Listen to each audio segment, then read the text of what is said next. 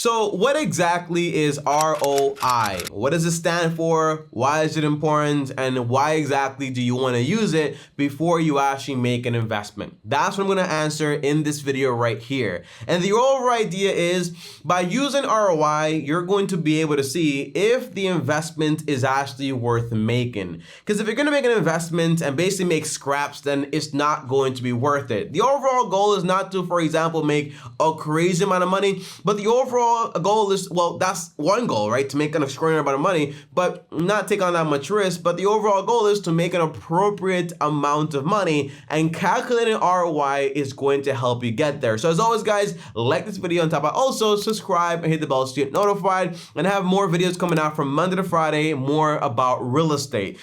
Now, almost died. When it comes to ROI, it's a formula that helps you see exactly the performance of your money in an investment. It's a little bit more different from ROE, which is return on equity. And I have a video on that too, by the way. But the overall idea is if you were to buy an asset, a property, a stock, you want to see exactly if your money is worth the investment to actually put it into that asset overall. And that's what ROI is so important, okay? Now, first of all, definition. What does ROI stand for? It stands for return on investment. And yes, it is a real formula, and I'm going to show you exactly how to calculate it. But the overall idea is you basically want to know exactly, well, how much is my investment that I made in this property actually going to make me as far as a percentage? So here is the breakdown of the formula. ROI, okay, so to figure that out, you want to know exactly what your net income is going to be from this asset, and you want to divide it by the cost of your investment, and you want to multiply it by 100, and that gives you ROI, okay? How much money does it make? How much money did it cost me? And then you want to multiply by 100 to actually get the percentage, okay? That is the formula behind it. Now, let's put this formula actually into action. So this way we can see exactly how it actually works in real life. Now, let's say I'm looking for some real estate to actually buy, and I found a property. It costs around $100,000. Now, let's say closing costs are going to be around 6% overall, which, by the way, usually is closer to around like 2-3%, but I want to use a higher number because that's always better. In case it's higher, you got the money. If it's lower, you keep some money, okay? So it's $100,000 for this property. On top of that, you're paying 6% for closing costs. So all in all, you're in this deal for around $106,000. So a lot of money, right? Now, let's say that this property actually generates for you about $1,000 in gross income. That is the idea, right? Gross income is around $1,000 per month. You don't have a mortgage because you paid all cash for it, obviously. And on top of that, for example, you're gonna pay, for example, taxes, insurance, and also maintenance. Now, let's assume there are two things, by the way, with maintenance, right? Maintenance, you can actually pay it one time in reality, because you can have, for example, 3 months of rent or 6 months of rent on the side. Anything happens, you're covered. Or you can pay it towards a fund every so month. That way you build it up step by step, and you don't need a big chunk of money all at once. That's also an idea. But in this case, let's assume you're going to be making payments towards maintenance here, okay? So overall, you're making $1,000 per month on rent. You want to minus taxes, which are $66. You want to minus insurance, which are also $66. And you also want to minus maintenance, which is about $200 per month, okay? Boom. And that gives you around $668. That's going to be your net income off this deal. Multiply it by 12 to get the annual, and that's going to give you $8,016. Now, you might say, Tommy, well, this is actually pretty cool, right? Now, if you grab this number and you divide it by your overall cost of this deal, which is going to be $106,000, that actually costs you to actually get in this deal, you're going to get, multiplied by 100, you're going to get around 7.5%.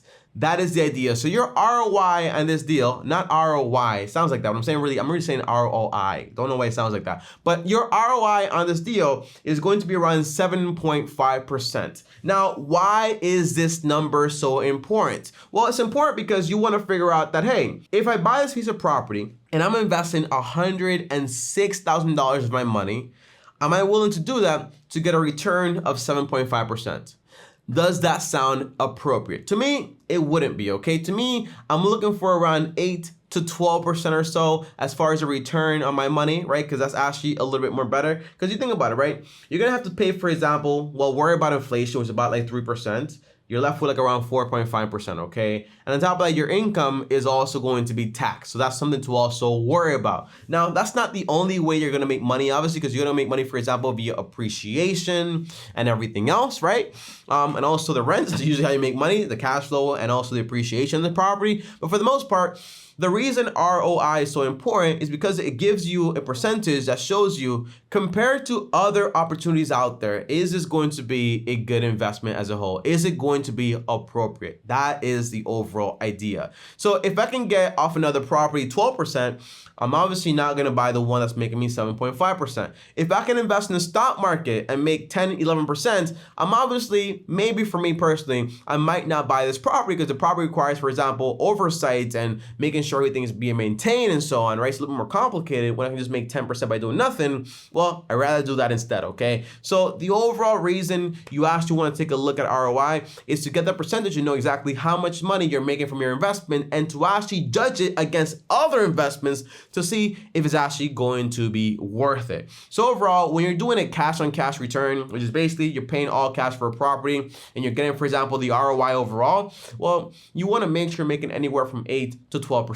This way, after taxes and fees, you still get to keep an appropriate amount of money. And because the property usually goes ahead and appreciates by around 5% a year, that's also important because your money is going to also keep growing via appreciation.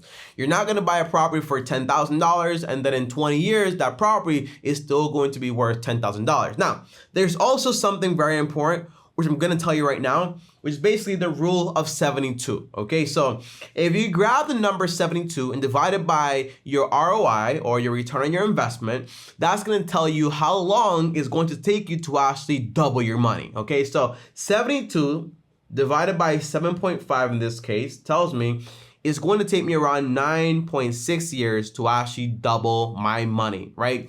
As far as, for example, hey, you know, I invested $100 in about like almost 10 years, I'm going to double my money, all right? That's what you're actually going to make from your initial investment, which is actually pretty cool. But then you also have the appreciation factor, which is also to be counted in, but I'm not doing that because I'm more complicated and I don't want to do that right now for this video. I want to keep it short. But that's the idea, ROI. The formula is basically your profit divided by your cost of your investment multiplied by 100, and that gives you ROI. It's important because we use it to compare other investment. That's important because we want to know exactly how much money as a percentage this property is actually going to make us as a whole, and then see if it's actually worth making the investment. If I analyze an investment and they're telling me, hey, Tommy, you know, I'm trying to sell you this property for, let's say in this case, for $150,000, right?